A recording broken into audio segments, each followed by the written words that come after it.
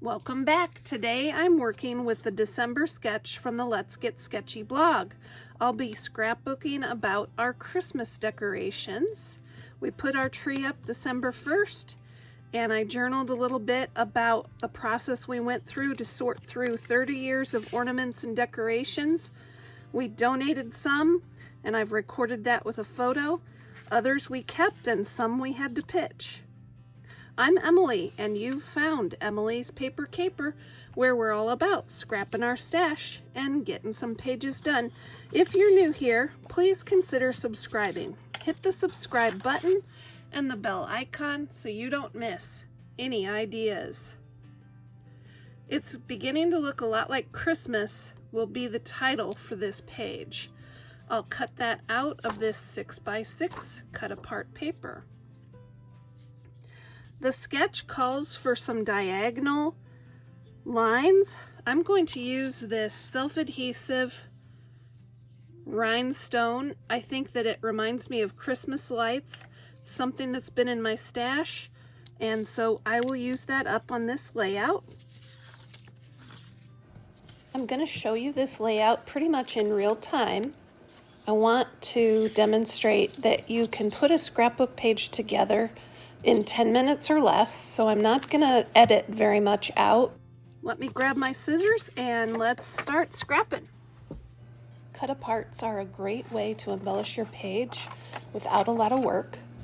This is a themed Christmas 6x6 page, and I really like it's beginning to look a lot like Christmas. It's perfect for this page about our tree. I've got some green paper scraps that I'm going to mount both the title and my journaling block on. I want to bring in some of that traditional Christmas green color. The journaling is done on a journaling card. I'm trying to use my basket of journaling cards this year, so any chance to use one, I do. This paper was left over from another layout. I really like the Christmas village on it, and I'm going to use this as a border on the bottom of this layout. Rather than worry about exact measurements, I often will just tear paper like I did here. I think it adds a interesting texture to the page. Now I'm going to turn my attention to these rhinestones. I want to get those onto the page before I add any of the photos.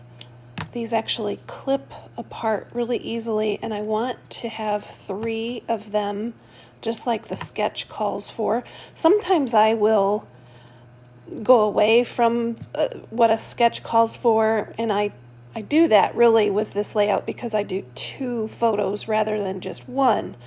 But I'm going to stick with the 3 diagonal pieces there.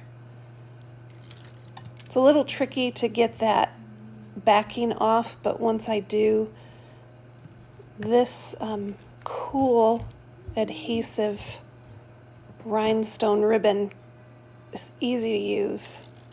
I got this as a door prize or as a hostess gift at a crop probably 2 or 3 years ago, and I've always loved it, and so it feels good to use this up on this page.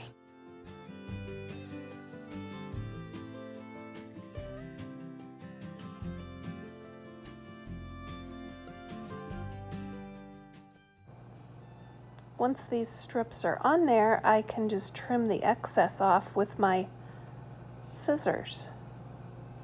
I often will let things fall off the edge of a page, and this is the same process I do in those cases.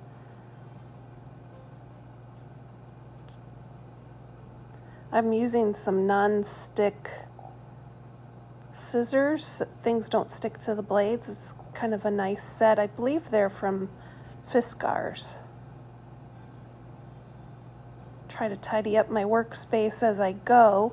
Every once in a while I will create quite a mess, but I picked up those trimmings and the backing. Now I get to decide how to arrange these photos.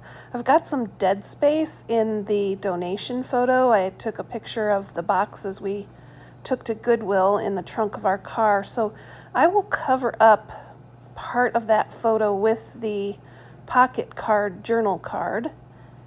And I do like to overlap things on my page and make page elements touch, so I have arranged things so that that title card kind of overlaps the photos, and then the journaling spot overlaps that dead space in the donation photo.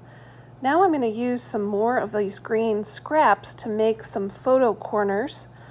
I won't put these photos on a photo mat, but I do want to back them just a little bit so they stand out from the background, and a little paper scrap triangle is gonna fit the bill here. Now I can adhere all the elements. I know how I want them arranged, so I'm gonna go in with this ATG gun and get things adhered to the page. A lot of times in my videos I will do this off camera, but today I really want to show you how quick a page can come together if you keep things simple.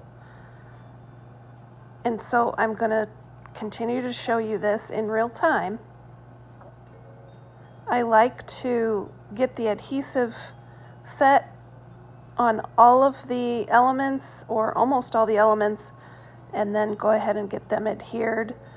I love my ATG gun, but I don't like to pick it up more than I need to, so you see me try to put adhesive on a number of elements all at once. I love a good photo corner. They seem to do the trick without having to do a full mat. I've got a little strip of the rhinestone ribbon left. I'm going to use it as a photo corner in the bottom of this Christmas tree photo. I want to balance things out by adding the year under the Christmas tree.